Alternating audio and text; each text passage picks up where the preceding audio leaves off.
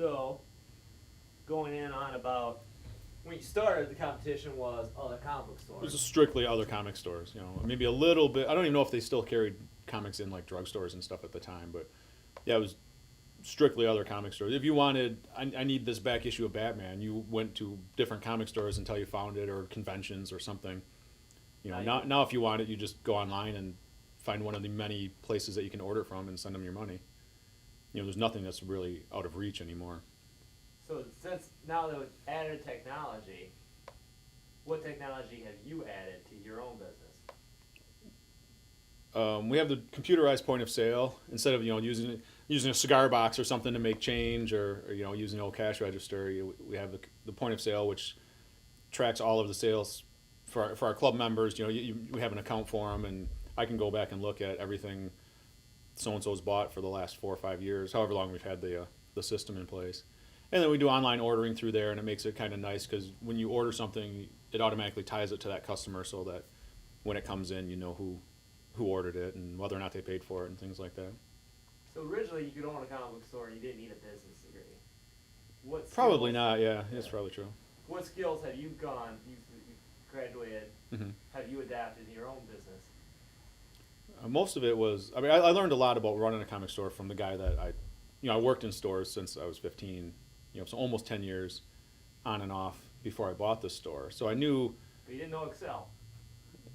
Yeah, I had to learn that at school. But I mean, I have a business degree. I have a programming degree, which is a business degree. So I've taken management, I've taken marketing, I've taken accounting, in addition to the computer classes. So that kind of helped a lot. But honestly, when we bought the store, I knew nothing about running a store.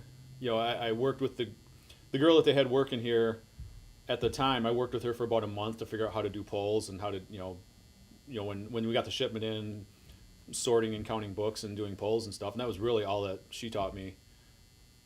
Before she left, I was like, all right, well, it's your store. So I'm like, oh, cool. I guess I get to pay bills and open bank accounts and set up, find distributors. Well, where do we get this product? I have no idea. Figure out where to get distributors and terms of sale and things like that. It was all learned by experience. Now the media is a lot different than it was. How do you adapt with the change in the media? Before you only saw comic books, now you see comic book movies. Before you sell action figures were toys, now they're actually collectibles. That's a good one. I think the comic book movies and that help. I think it help raise awareness of comic books, but not as much as some people would think. Because okay, a lot of people are saying, oh, this new Superman movie, that's probably helped you. You're probably selling a ton of Superman books. Like, not really. I mean, everybody knows who Superman is. Everybody knows. 99% of the people know who Superman is, and probably 98% of them know that he's from a comic book. So just seeing the movie isn't going to make 20 million people run out and buy Superman comic books, or else the market would be 5 times as large as it is. Same thing with Spider-Man or Batman. Everybody knows that Batman is from a comic book. It's not. They did these awesome Batman movies. It didn't double the sales of the Batman comics, unfortunately. Like, everybody thinks it will. They're like, oh, do this movie, and everybody's gonna run out and buy the comic. Well, like, they didn't buy it last year, and they're not buying it this year. It's still just comic people buying comics. You ever do something like I said, Walking Dead's coming out, so now maybe. Walking Dead's probably the exception. Because that's one of the properties, like Teenage Mutant Ninja Turtles. People don't know that it was a comic book. Turtles have been around for 30 years. The cartoon was 20 years ago or whatever, and people still come in and go, oh, they make TMNT comics. Well, yeah, it started as a comic. Walking Dead is the same way. People see it on TV, they have no idea that it's been a comic book for like 10 years. But once they find that out, a good percentage of them will buy the collected editions. Because I mean, the single issues are kind of prohibitively expensive for the regular person to buy, but the collected editions are all pretty cheap. $15. Each one collects 6 issues. So we have gotten some people buying the runs of those books because of the TV show. But it is almost two separate things too. There's people that read the comics and the people that watch the show, and there's a little bit of crossover. People that do both, but they're almost two separate groups of people too. Now, when I started collecting comics, I was a kid. I was just, I used to, you used to enjoy the hero mythos. Do you feel comic books are still for kids, or do you feel they're more for adults? I think they're more for. Hold that thought real quick.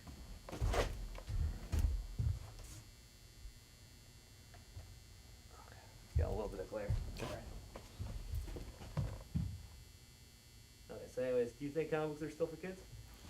I think they can be. There are kids comics, your Archies and Sonic and Adventure Time and stuff.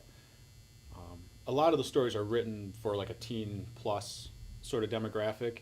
Although your regular Spider-Man book, there's not going to be anything really super objectionable about it where a 10-year-old couldn't read it. But they do put there are all ages books, and then there's like the teen plus, and then there's mature, which is like supposed to be 18 and over or whatever. So like your Batman, it may be kind of violent, you know, but there's not like there's going to be a ton of profanity or nudity or anything in it. So I mean, a 10-year-old could read Batman, but it's like a PG movie. I think most of the comics are basically PG, to use that analogy. You know, they do make G-rated comics. Most of the stuff is PG with a little bit of R. You just walk right in front of the camera. I probably have to say that all over again now. Nah, you're fine. Put that back. See, I just made that up. See, I should use that a lot more, the PG thing. Yeah. Because I got parents asking, is this okay for kids? I'm like, well, most of the books are PG. For all the guys. Yeah. Man, what do we got? About 5 minutes left? Okay. No, the real question is We got about 10 minutes. About time. I would come in, and to me you were just an adult selling comic books, and I thought that was cool. Now, we've known each other for probably about almost 20 years now. Yeah. Same thing with some of your other customers. Yeah. How does that, I mean... It's really weird. It is.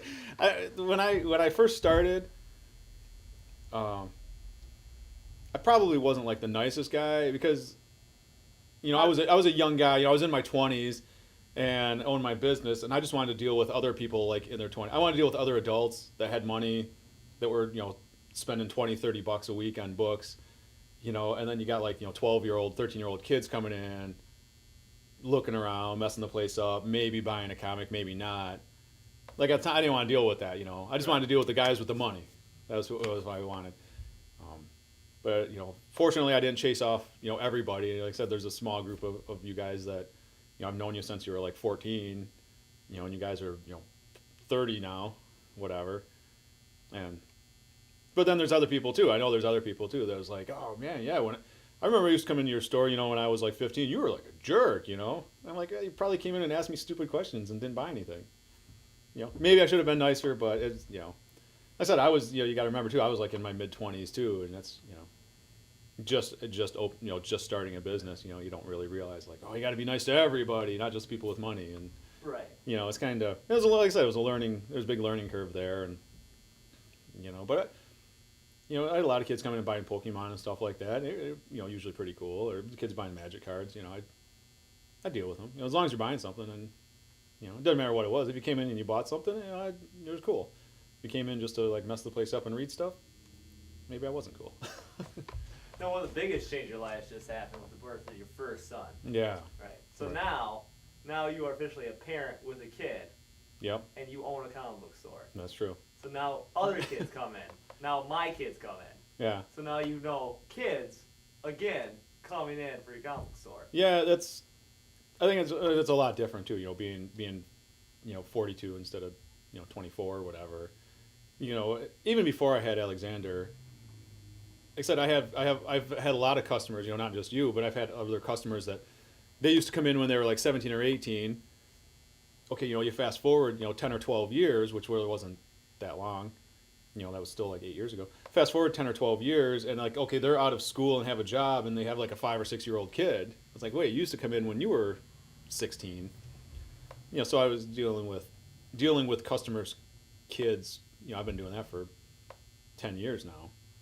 So it is, you know, it's a lot different. I'm a lot more tolerant of that, and you know, there was personal stuff in that going on. Like I said, I got married, got divorced, and stuff like that. You know, and that doesn't really put you in the best frame of mind sometimes to be dealing with people. Right. You When know. you're going through your own stuff, you try not to bring it to your. Yeah, you try not to bring it to work, but yeah, sometimes you just do. At the same time, it is your store. Right. No, it's how do you feel about being your own boss? That's okay. I mean, I like it. You know, owning your own business, unless I don't know, it's not like the most lucrative business to be in. You know, back in the late '90s, comics the market was a lot bigger and there's a lot more people. You know, all again pre eBay, pre Amazon. You know, when you had to buy your comics at a comic store, we made a lot more money, Mm-hmm. even though the cover price was less. Now, you know, there's so many more avenues to get comics or magic cards or whatever that you don't have to go to the comic store, and it definitely has taken a chunk out of our gross sales. You know, so it's fun and you know running your own business and that, but it'd be nice if we made a little bit more money doing it. You know, you can get by, but you know I'm not going to get rich off of it or anything. Yeah. That's cool. All right. So that's it. Oh, I thought you were going to talk about like digital comics and stuff. Oh, I could have. That's all right. What you got? What is your opinion on digital comics? You still rolling? Yeah. Okay. The digital comics, I'm not as against now. Like when they first came out, it was all gloom and doom. When you talk to some retailers, there's a couple of guys. There's a guy in Detroit that's hates, you know, he thinks digital comics are the end of the world.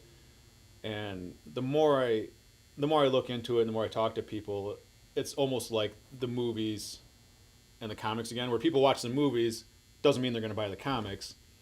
People buying digital comics doesn't mean they're buying less print comics. I think it's two different sort of markets, you know. And the digital is like, okay, this guy lives out in you know Idaho somewhere, and there's not a comic store in the state, or not one within 100 miles. Well, what do you want him to do? I'd rather have him buy digital comics, and you know at least read the stuff, and then you know maybe you'll go to a convention or whatever and buy books. But I only had one guy that I know of actually cancel his pulls when they started doing the digital. DC and Marvel started really doing the digital stuff. I had one guy actually cancel his pulls because he was going digital, and like in the last year, he actually came back because when you buy a Marvel comic, it has a code in there for a free digital comic, and buying them here, he gets 15% off. So he actually started coming in and buying the print comic just to get the code for the free book, and then he just gives away the print comic to somebody else, which is good because now I'm making money, and now there's two people reading the same book, so it's actually helping. I don't think it's if you listen to DC or whatever talk, you know, digital's going to be awesome and it's going to get all these new people in the market and you know, I don't know if that's necessarily true. You know, I think they're definitely trying to cut out the middleman. You know, if they could have 100% digital, oh, they would probably love it. You know, they don't have to print books, they don't have to distribute anything. All they got to do is create the content and let people download and give them money. I'm sure that's their ultimate goal, but I don't see it happening anytime soon. You know, so I think we're still safe as far as running, you know, selling the print books. I think we're safe for a little while yet. Plus, you have the collectibles. Yeah, and the big thing, yeah, you're buying the print books. Some people don't care. Some people just want to read them, and that's cool. I mean, you just want to read the story, whatever. But okay, I'm collecting whatever. Let's say you're buying, you know, you have a whole run of